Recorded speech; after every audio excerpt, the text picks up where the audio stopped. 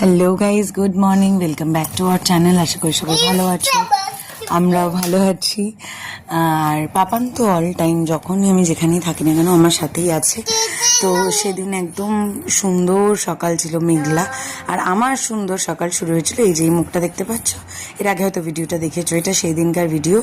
আর এত সেদিন মেঘলা ওয়েদার ছিল, আমার উঠতে ইচ্ছে করছিল না। তো পাপান নিজে থেকে খাট থেকে নেমে গিয়ে নিজের মতো খেলা করছিল। তো এবার যেহেতু মেঘলা, ঘরটা অন্ধকার ছিল, তো ও যে এ কাণ্ড করেছে সে আর আমি দেখে উঠতে পারিনি।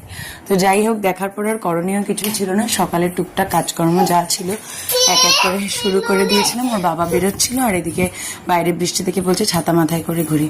আর সেদিন আমার নীলকণ্ঠ এত ফুটেছিল, মানে মনটাই ভরে গেছে।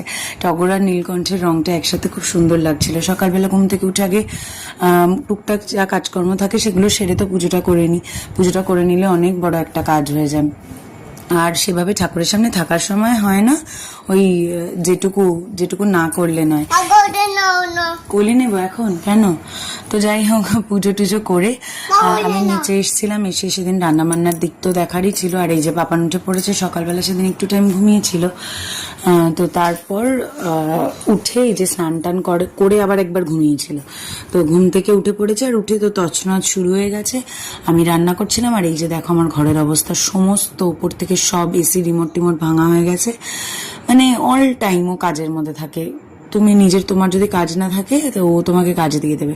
তার সাথে আরেক কাণ্ডও করেছে, প্যারাসিটামলের স্ট্র্যাপ খুলে তার থেকে একটা ওষুধ হাফটা চিবিয়ে ফেলেছে প্রায়। তো যাই হোক, আমি জানি না, এক এক সময় আমি খুঁজে পাই না রেমেডি কি করব।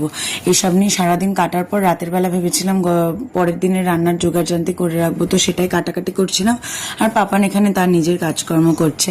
ভিডিওগুলো কেমন লাগছে জানিও। চ্যানেলে নতুন হলে সাবস্ক্রাইব করতে ভুলো না। আর খুব শিগগিরই আবার নতুন ভিডিওর সাথে দেখা হচ্ছে। ততক্ষণ পাপানের দুষ্টুমি অন, বাপরে বাপ, সারাক্ষণ কিছু না কিছু করছে, সারাক্ষণ কিছু না কিছু করছে। আমি পাজলড হয়ে যাই এক এক সময় যে কি করব।